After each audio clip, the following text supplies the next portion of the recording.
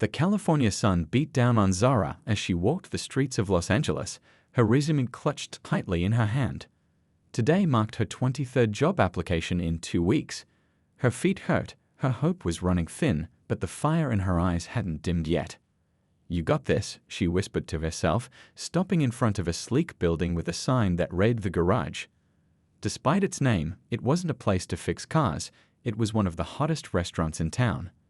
Through the windows, she could see wealthy people dining amid what looked like classic car parts turned into fancy furniture. Zara took a deep breath. 6 months ago, she packed everything she owned into 2 suitcases and left her small hometown, telling everyone she was going to become a star. But Hollywood hadn't exactly rolled out the red carpet. Her savings were almost gone, and her landlord was getting impatient about the rent.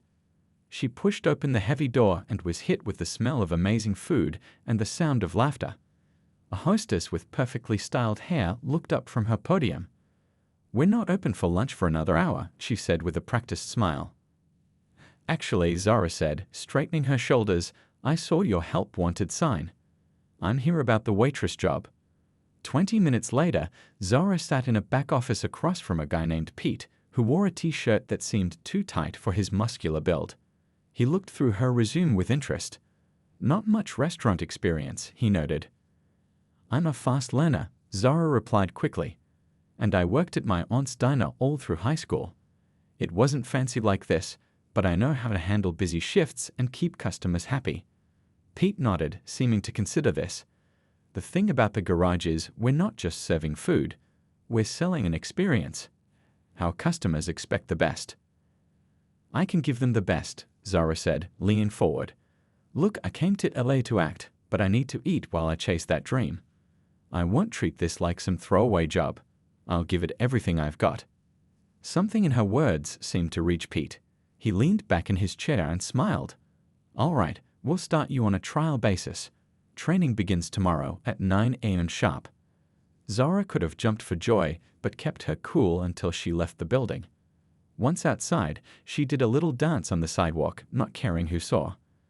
The next morning, she arrived 30 minutes early. The restaurant looked different in the morning light, bigger somehow, with its car-themed decorations and leather booths gleaming under the soft lighting. A tall woman named Dani showed her around, explaining the computer system and handing her a sleek black uniform. "The owner is really particular about how we present ourselves," Dani explained. "He's built this place from nothing." "Is he here often?" Zara asked, carefully hanging up her new uniform. Dani shrugged. "He comes and goes. Busy man.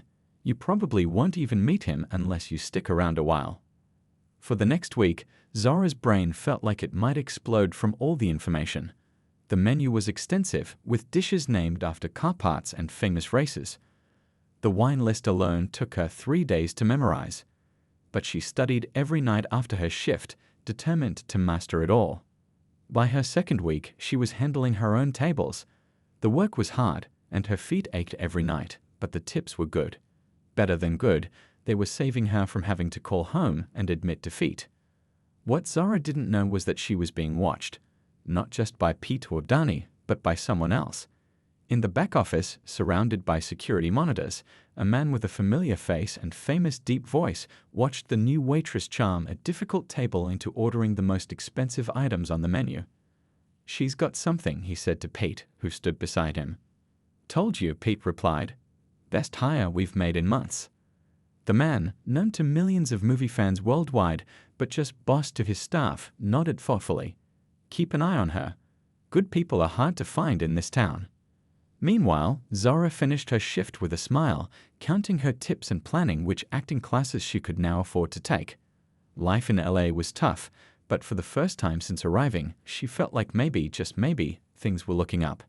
She had no idea how her life was about to change, or that the mysterious owner of the garage would soon play a bigger role in her story than she could ever imagine. 1 month into her job at the garage, Zara moved through the restaurant with a confidence that made it hard to believe she was once the nervous new girl. She balanced 3 plates on one arm while holding a bottle of expensive wine in her other hand, weaving between tables with the grace of a dancer. "Here we go," she said, setting down a perfectly cooked steak in front of an older gentleman who was a regular. Medium rare with a peppercorn sauce on the side, just how you like it, Mr. Chen. The man's face lit up. You remembered? Of course, Zara smiled, pouring his wine. How's your grandson doing at college? As Mr. Chen launched into a proud grandfather's update, other servers watched in amazement. Somehow, Zara remembered details about everyone: birthdays, anniversaries, food allergies, and personal stories.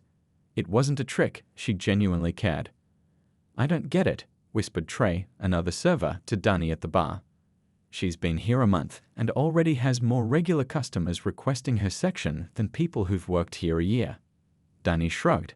Some people just have it, that thing you can't teach. What Danny didn't say was that not everyone was charmed by Zara.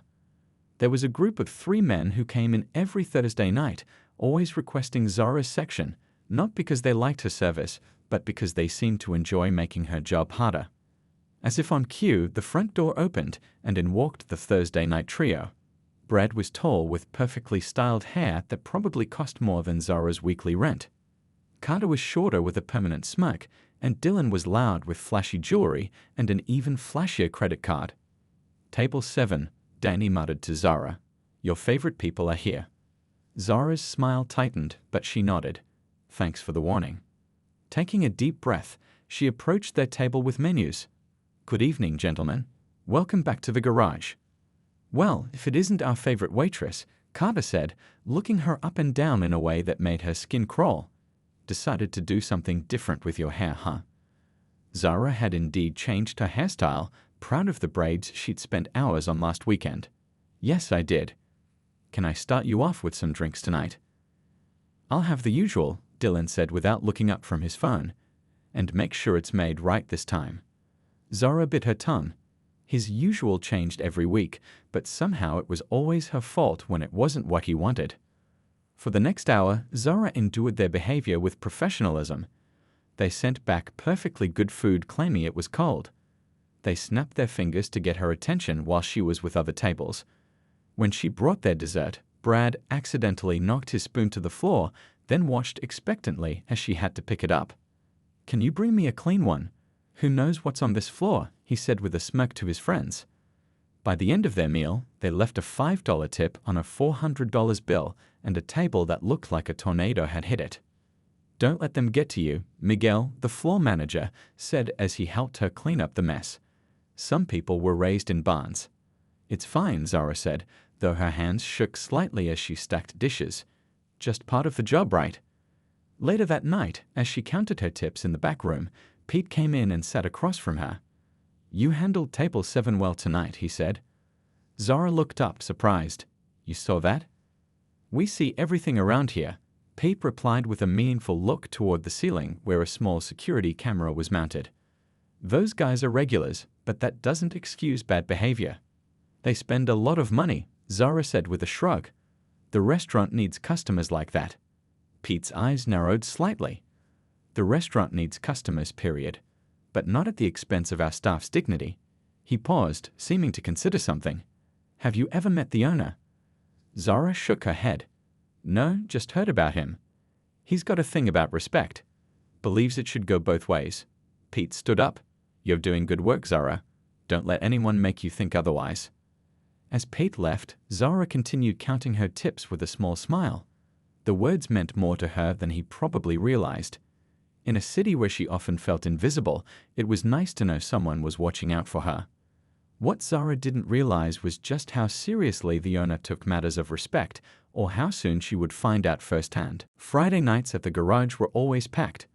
The restaurant hummed with conversation, clinking glasses, and the occasional burst of laughter. Tonight was busier than usual because some car magazine had just named it the coolest themed restaurant in LA. Zara had been on her feet for 6 hours straight, but you couldn't tell by looking at her. Her smile remained genuine as she moved from table to table, taking orders, delivering food, and making sure everyone felt special. You're killing it tonight, Trey said as they passed each other at the service station. Table 12 gave me an extra 20 just to tell you their salmon was perfect. Zara grinned. Tell them I said thanks. How's your section doing? Not bad, but... Trey's face suddenly fell as he looked toward the entrance. Heads up. Your Thursday night trio just walked in. On a Friday. Zara's stomach dropped. Brad, Carter, and Dylan were scanning the crowded restaurant, and Brad was already snapping his fingers at the hostess like she was a dog. They're not even supposed to be here tonight, Zara muttered. Miguel appeared beside her, looking concerned. I can put them in someone else's section if you want. Zara considered it for a moment, then shook her head. No, I can handle them. Besides, they'd just make trouble for whoever got stuck with them. Miguel squeezed her shoulder. You're too good for this place, you know that? As Zara approached their table, she could tell they'd already been drinking somewhere else.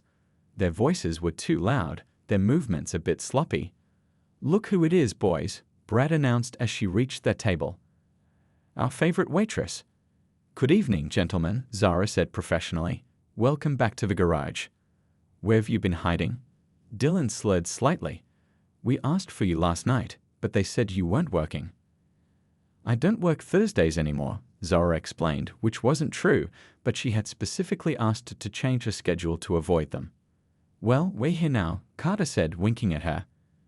And we're celebrating. Brad just closed a huge deal. Congratulations, Zara said, pulling out her order pad. What can I get you to start? They ordered expensive champagne, and when Zara brought it, Brad insisted she stay while they made a toast. To making money and beautiful women, he said, raising his glass and staring at Zara in a way that made her want to disappear. She forced a smile and excused herself to check on her other tables. For the next hour, she managed to keep her distance, sending Trey to their table whenever possible. But as the night went on and they ordered more drinks, their behavior got worse. When Zara brought their main courses, Carter started asking personal questions. So where are you from originally? You don't sound like you're from around here. I grew up in Atlanta, Zara answered briefly. Really? You don't have an accent, Brad said, looking surprised. Not everyone from the South has an accent, Zara replied. Maybe you should, Dylan laughed. It might make you sound more authentic. Zara ignored the comment and asked if they needed anything else. Yeah, actually, Brad said, leaning forward. We were wondering about your hair. Do you do it yourself, or is that like a special, cultural thing? The table got quiet. Even in the noisy restaurant, Zara could feel other diners at nearby tables glancing over uncomfortably. Is there something wrong with my food service that you'd like to discuss? Zara asked calmly. Because my hair isn't on the menu. Carter snickered. Whoa, touchy subject. I'm just trying to do my job, Zara said, keeping her voice level. And we're just trying to have a conversation, Brad replied, his tone hardening. Isn't customer service about being friendly? Friendly, yes, but there's a line. Before she could finish, Brad made a sudden movement with his arm, knocking over his full glass of red wine. The liquid splashed across the table and onto Zara's uniform. Oops, he said, not sounding sorry at all. Guess I've had too much to drink. His friends burst out laughing as if it was the funniest thing they'd ever seen. Zara stood frozen, the cold liquid seeping through her clothes. She could feel tears threatening to form, but she blinked them back. I'll get something to clean this up, she said quietly, turning away.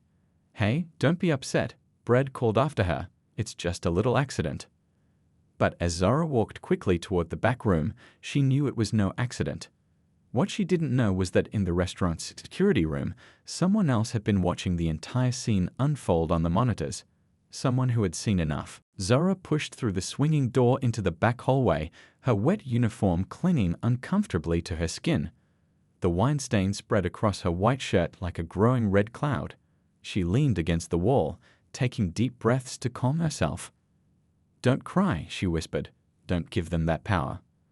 The hallway was quiet compared to the noisy restaurant, the muffled sounds of diners and clinking dishes seeming far away. Zara closed her eyes for a moment. She had faced difficult customers before. It came with the job. But something about these guys got under her skin. Maybe it was their smug certainty that they could treat people however they wanted without consequences. I need to change, she muttered, pushing herself off the wall. The employee locker room was just down the hall, and she kept a spare uniform there for emergencies. As she turned the corner, she nearly bumped into someone. A solid wall of a man in a black t-shirt. Zara stumbled back, looking up to apologize. I'm sorry, I wasn't. The words died in her throat as she took in the man standing before her. He was tall and powerfully built, with a shaved head and intense eyes that seemed oddly familiar. She had glimpsed him a few times around the restaurant, always from a distance, always busy talking with Pete or checking something in the kitchen. The other staff treated him with a mixture of respect and nervousness that made Zara assume he was some kind of security manager. "You okay?" he asked, his voice a deep rumble that sent an unexpected shiver of recognition through her. "Yes, just..." She gestured helplessly at her stained shirt. "A customer accident." The man's eyes narrowed slightly as he studied the spreading stain. "That doesn't look like an accident to me." Something in his tone made Zara look up sharply. "You saw?" He nodded once, his expression grim. "On the security feed. Been watching those guys give you trouble for weeks." Zara felt her cheeks warm with embarrassment. Great, so her humiliation had an audience. "It's just part of the job," she said, trying to sound professional. "Some customers are just difficult." "There's difficult," the man said, "and then there's disrespectful." That crossed the line. The certainty in his voice surprised her. Most managers she'd worked for in the past would have sided with the customers, especially ones who spent as much money as Brad and his friends. "I've dealt with worse," Zara said with a small shrug, though they both knew it was a lie. The man studied her for a long moment, then reached into his pocket and pulled out a key card. "There's a clean uniform in my office. Second drawer of the filing cabinet. Help yourself. I'll handle those guys." Before Zara could thank him, he was already moving past her toward the dining room, a determined set to his shoulders that made her almost feel sorry for Brad and his friends. Almost. Curious, she found the office larger than she expected, with monitors showing different areas of the restaurant. On one screen, she could see her section, where the three men were still laughing, apparently recounting their wine-spilling stunt to each other. Zara quickly found the spare uniform and changed in the small bathroom attached to the office. As she buttoned up the fresh shirt, she glanced back at the monitors. The man had reached her section and was now standing at the troublemaker's table. Even without sound, Zara could see the change in their expressions, from smug amusement to shock, then to a kind of starstruck disbelief. Brad's mouth actually hung open. Carter was frantically straightening his tie. Dylan looked like he might pass out. "What in the world?" Zara murmured, moving closer to the screen. She watched as the man said something that made all three men sit up straighter. There was something so familiar about him, the way he stood, the confident set of his shoulders, that distinctive voice she had only heard briefly. And then it hit her. "No way," she whispered, her eyes widening. She had seen that face countless times before, on movie posters, in action films, on billboards. The man wasn't just some manager or security guard. He was Vin Diesel, the Vin Diesel, Hollywood star and apparently her boss. Zara sank into the desk chair, her mind racing. Why hadn't anyone told her?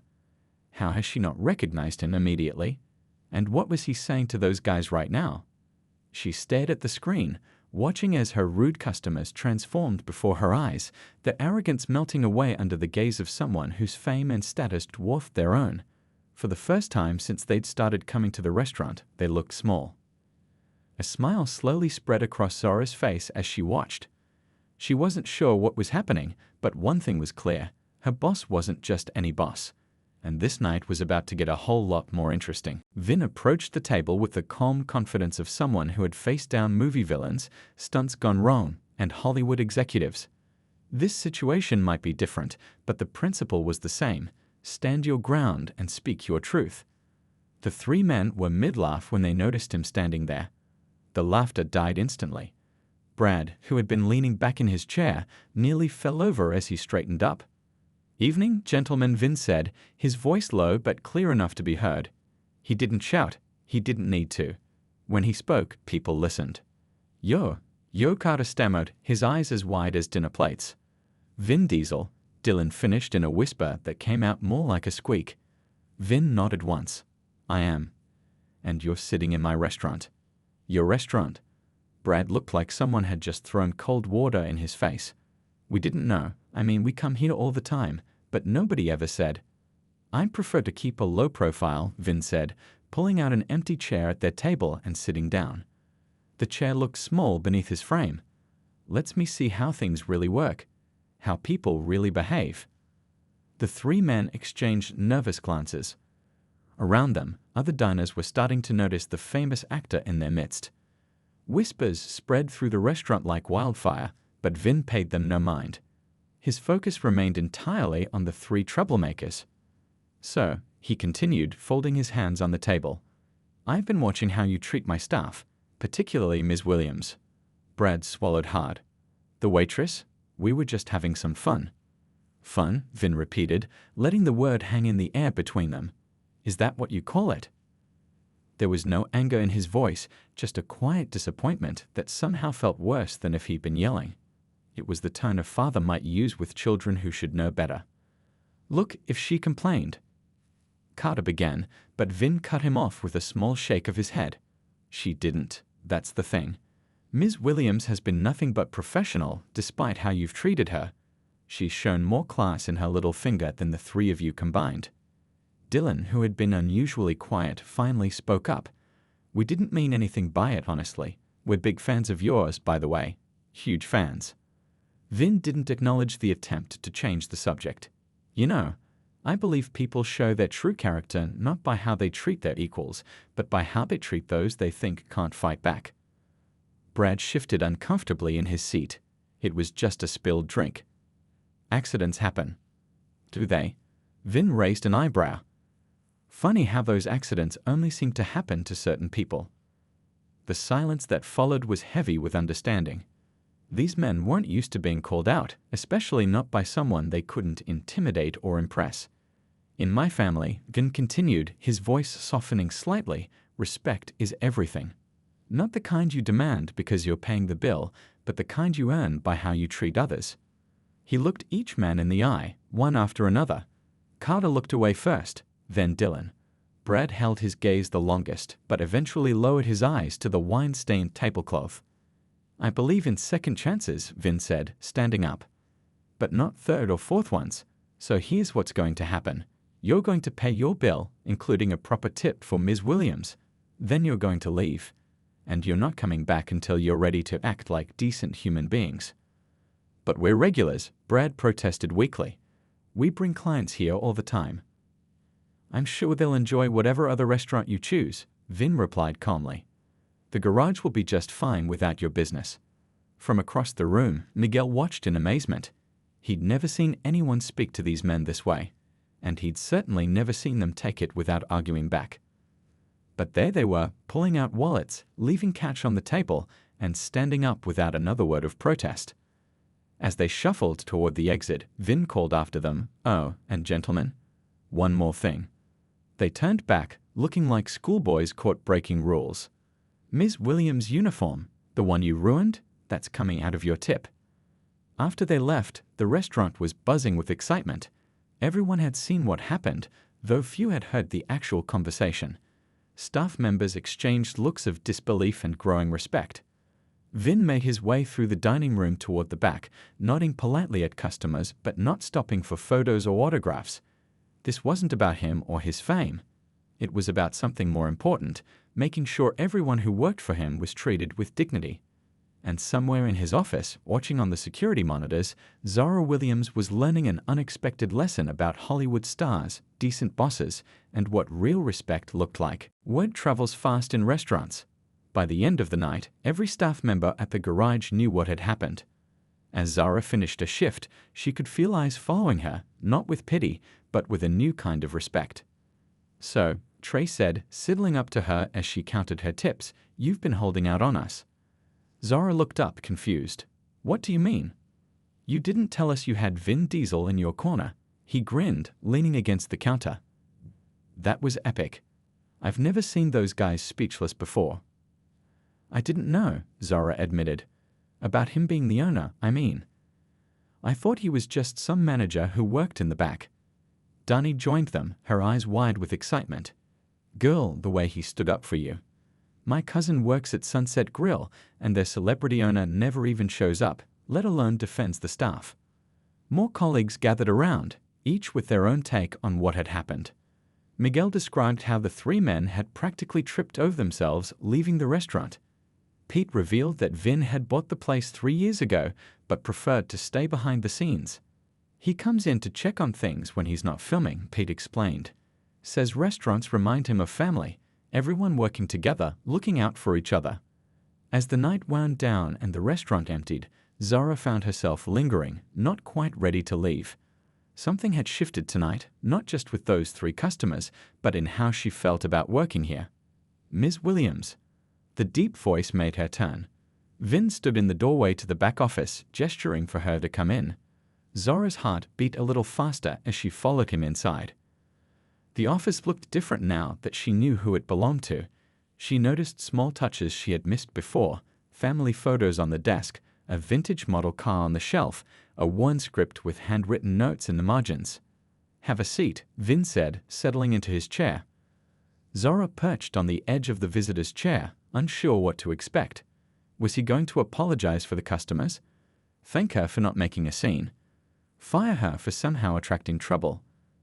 "I want to talk about what happened tonight," he began, his expression serious. "I'm sorry about the wine," Zara said quickly. "I can pay for the uniform." Vin held up a hand, stopping her. "You have nothing to apologize for. Those guys were way out of line." "Then why am I here?" Zara asked, genuinely confused. Vin leaned forward, elbows on his desk. "Because how you handled yourself out there, with dignity and professionalism, that impressed me. And it got me thinking." He reached for a folder on his desk and opened it. Inside was what looked like a script. "Pete tells me you're an actress, or trying to be." Zara nodded, surprised he knew this detail about her life. "Yes, that's why I moved to LA. The waitressing is just to pay the bills until I catch a break." "Catching a break in this town usually means knowing the right people," Vince said with a small smile, "or being in the right place at the right time." He slid the script across the desk toward her. "What's this?" Zara asked, hardly daring to hope.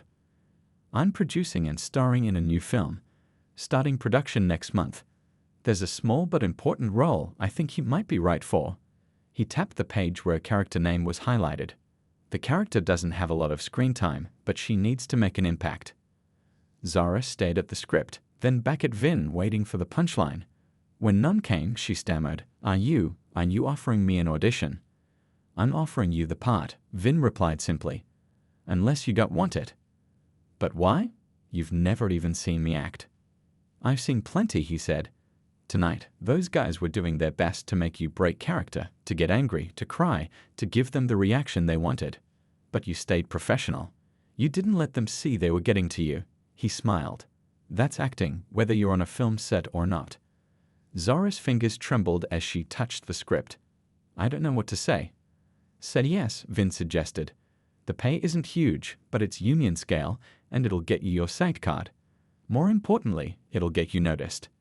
"Yes," Zara whispered, then louder, "Yes, absolutely yes." "Good," Vin nodded, looking pleased. "We start rehearsals in 3 weeks, and Zara?" "Yes. You can keep your job here if you want. The restaurant will work around your filming schedule. Sometimes it takes more than one break to really make it in this town." As Zara left the office clutching the script, she felt like she was floating. The night had started with wine spilled on her uniform and ended with an opportunity she had only dreamed about. Sometimes, she realized, the worst moments can lead to the best ones, especially when you have someone in your corner who recognizes your worth. 6 months could change everything. Zara knew this better than most as she pinned her name tag to her black uniform shirt. The tag now read Zara Williams, head waitress, a promotion she had received 3 months ago when Miguel moved to another restaurant. The garage looked the same, classic car parts transformed into fancy furniture, soft lighting that made everyone look good, the constant buzz of conversation, but so much else had changed. "Table 5 is asking for you specifically," said Lily, a new waitress Zara was training. "They say they saw you in that new movie and want to meet you." Zara smiled. This happened at least once a shift now. Her small role in Vin's action film, playing a tough intelligence agent who helped the main character in a crucial scene, had earned her surprisingly positive reviews. Even though she was only on screen for about 7 minutes, critics had noticed her. "Tell them I'll stop by after they've ordered," Zara said. And remember, always write down the orders even if you think you'll remember them. As Lily hurried off, Zara glanced around the restaurant with a sense of pride. After the incident with Brad and his friends, Vin had asked her to help create a new policy for the restaurant: zero tolerance for customer harassment. All staff were now empowered to refuse service to anyone who crossed the line. The policy was printed at the bottom of every menu. At the garage, we believe everyone deserves respect. We reserve the right to refuse service to anyone who fails to extend this courtesy to our staff. Got a minute? Pete appeared beside her, tablet in hand. Sure, Zara nodded. What's up? Two things. First, those guys sent another email. Pete showed her the screen, where an email from Brad apologized once again for their behavior 6 months ago. They're asking if their ban can be lifted. It's been exactly 6 months today. Zara read the message. Unlike their first attempted apology, which had been full of excuses, this one seemed genuine. What do you think? She asked Pete. It's your call. Boss gave you the final say on this one. Zara thought for a moment. Tell them they can come back, but they'll be seated in my section. And the first sign of disrespect to anyone, staff or customers, they're out for good. Pete nodded, typing the response. Second thing. Your agent called the restaurant looking for you, said your phone was off. Battery died during lunch, Zara explained. Did she say what she wanted? Something about a callback for that TV show you auditioned for last week. Sounded excited. Zara's heart skipped. That was a supporting role in a new crime drama, much bigger than her part in Vin's movie. I'll call her right after my shift. As Pete walked away, Zara took a moment to look around the restaurant that had changed her life. 6 months ago, she had been just another struggling actress serving food to pay the bills.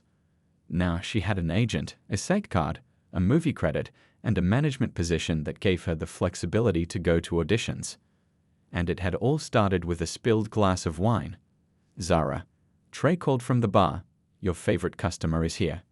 She looked up to see Vin entering through the back door. He came by less frequently now that he was deep into editing his latest film, but he still checked in at least once a week. He spotted her and waved her over to his table, the same one where he had confronted Brad and his friends half a year ago. How's my favorite head waitress?